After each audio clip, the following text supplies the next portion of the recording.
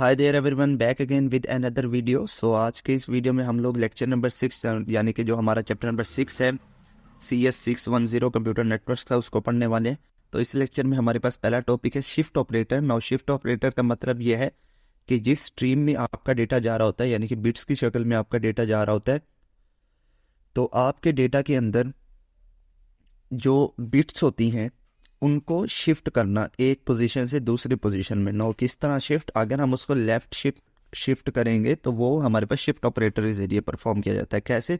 नीचे फिगर में देखें तो यहाँ राइट से देखें तो हमारे पास एरो जा रहे हैं लेफ्ट की तरफ, यानी कि हर बिट 1 बाय 1 मूव कर रही है लेफ्ट की तरफ, जबकि जो लास्ट बिट है वो देखे वापस आके दोबारा से फर्स्ट पर जा रही है और इनपुट यहाँ से स्टार्ट हो रहा है। अब इसके बीच में कुछ ये आपको दरमियान में एरोज नज़र आ रहे होंगे, यानी कि यहाँ पे भी डेटा इंसर्ट हो रहे हैं लास्ट वाला।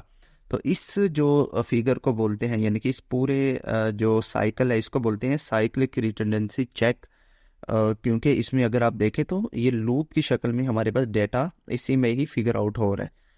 तो इसके अंदर कुछ प्रॉब्लम्स हैं, यानी कि यहाँ पर ये जो आपको स्मॉल क्रॉस नज़र आ रहे हैं ये चेक्स होते हैं साइक्लिक रिडंडेंसी चेक, जो कि आपकी डुप्लीकेसी को चेक करते हैं और कुछ एरर्स होते हैं उनको चेक करते हैं। लेकिन इसमें कुछ परेशानियाँ, एरर्स कौन से? ये वाले एरर्स है, एक वर्टिकल एरर है और एक बर्स्ट एरर है। तो ये दो किस्म के एरर है जो हम CRC में हमें फेस करने को मिलते हैं। तो इन एरर्स में हमारे पास बेसिकली होता क्या है, जो पहला एरर है वर्टिकल एरर, उसमें क्या होता है कि आपके हार्डवेयर फेलियर की वजह से आपकी अगर बिट्स ख़राब हो जाती है तो वो कहलाता है वर्टिकल एरर। नाउ किस तरह से this type of error occur due to hardware failing, for example the second bit of every character will damage. मान लो कि आपका डेटा जा रहा है और उसकी हर दूसरी बिट अगर ख़राब हो गई है तो ये इस तरह के एरर हमारे पास वर्टिकल एरर कराते हैं, और ये इनकी वजूहत क्या है? ये हार्डवेयर फेलियर की वजह से होते हैं। नंबर 2 पर है हमारे पास burst error. Now burst error हमारे पास क्या करते हैं, when a small set of bit change near a specific location due to lightning और electrical motor starting nearby etc, then these type of error are called burst error। Means के आपके जो bits की हैं उनकी लोकेशन अगर change हो जाए, किसकी वजह से? लाइटनिंग की वजह से, यानी कि बिजली की वजह से, या इलेक्ट्रिक मोटर क्योंकि ये सारा इलेक्ट्रॉनिक्स पे काम हो रहा था, ये किसी न किसी तरीके से इलेक्ट्रिसिटी पर डिपेंड करता है। तो उसके ब्रेक डाउन होने की वजह से, उसमें ख़राबी आने की वजह से अगर आपके जो बिट्स हैं उनकी लोकेशन चेंज हो जाती है तो इस तरह के एरर जो होते हैं बर्स्ट एरर्स होते हैं। उसके बाद हमारे पास कुछ लैन टेक्नोलॉजीज़ है। लैन टेक्नोलॉजी, लैन हमने पढ़ा था लोकल एरिया नेटवर्क। तो लोकल एरिया नेटवर्क के अंदर कुछ हमारे पास टेक्नोलॉजीज़ हैं। इसके अंदर जो टेक्नोलॉजी है वो है पॉइंट टू पॉइंट कम्युनिकेशन की। तो पॉइंट टू पॉइंट कम्युनिकेशन हमारे पास लैन की एक टेक्नोलॉजी है, काफ़ी यूज़ होती है। और ये क्यों यूज़ होती है इसका हम यूज़ केस देखते हैं। तो इसमें होता क्या है basically point to point communication में, कि हर जो भी नेटवर्क है ना, जो भी उसके अंदर हर जो नोड होगा, नोड या डिवाइस कह ले, वो डायरेक्टली दूसरे से कनेक्ट होगा। अब जितने आपके नेटवर्क में डिवाइसेस हैं, चाहे 10 है 50 है, तो पहला डिवाइस उन 10 कंप्यूटर्स के साथ भी कनेक्ट होगा, पहला दूसरा भी उन बाकी 9 के साथ कनेक्ट होगा, तीसरा भी बाकी 9 के साथ कनेक्ट होगा। तो इस तरह से हर कंप्यूटर अपने नेटवर्क में हर किसी के साथ कनेक्ट होगा। So early network use direct point to point communication. कहते हैं कि जो पहले दौर के हमारे पास नेटवर्क होते थे वहाँ पर हम लोग पॉइंट टू पॉइंट कम्युनिकेशन इस्तेमाल करते थे।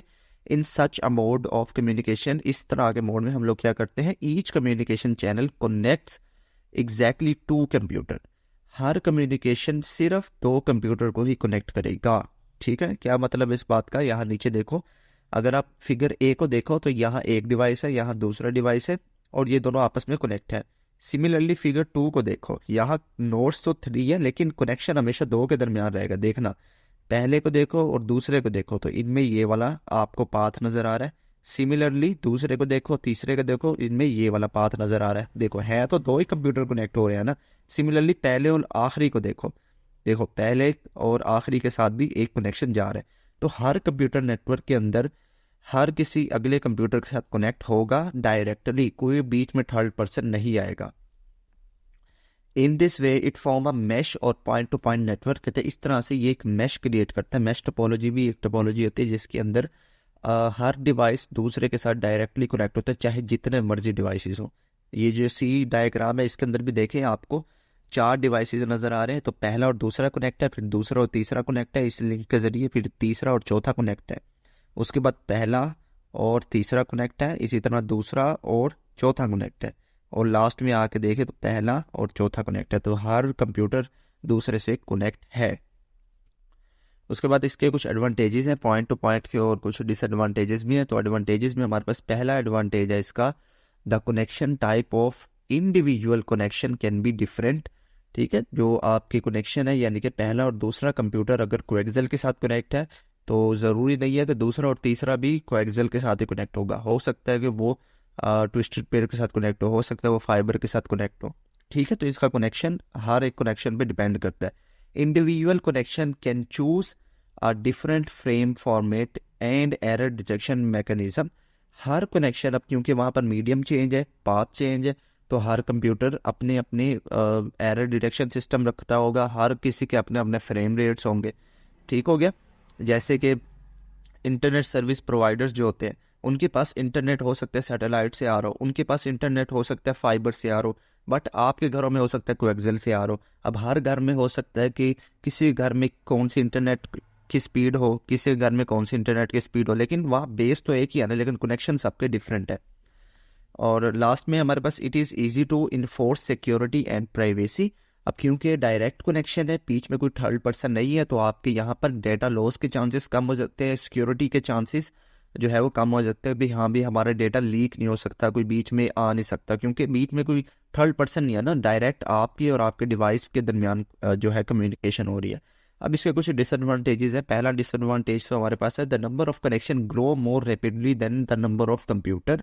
कहता है कि अगर आपके पास नंबर ऑफ कंप्यूटर n है तो आपके पास नंबर ऑफ कनेक्शन उतने ही होंगे। क्या क्या मतलब है कि आपके कनेक्शन ज़्यादा होंगे नंबर ऑफ कंप्यूटर से। जैसे कि हमने ये वाली डायग्राम देखी, तो अगर आप यहाँ पर देखें तो आपके पास देखें कितनी सारी वायर्स आ रही हैं, 1 2 और ये फिर 3, और नंबर ऑफ नोड्स भी आ रहे हैं उतने।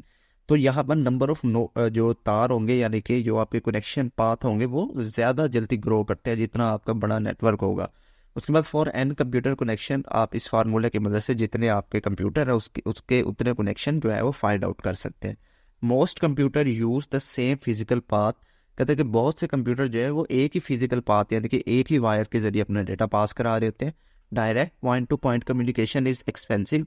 कहते हैं कि direct point to point communication expensive है, महंगी है, क्योंकि आपको हर कनेक्शन के लिए एक अलग कनेक्शन, एक अलग डिवाइस के लिए अलग कनेक्शन बनाना पड़ेगा। Another disadvantage is that adding a new computer to a network require n-1 new connection।